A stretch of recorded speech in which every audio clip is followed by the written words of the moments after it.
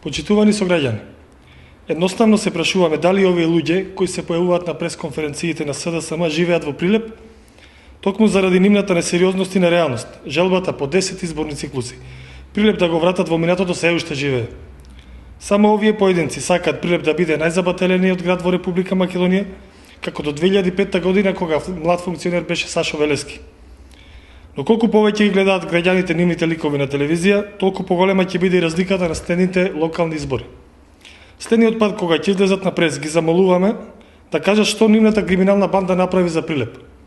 Мислевме дека Велески ќе се устреми од тоа што тој и неговите сопартици го сторија, па никогаш нема да се дозволи ни да застане пред општината која уништија, а камоли да одржува и пресконференции. Господине Велески, со ова што го зборувате не веруваат ни вашите вработени во Микронтек.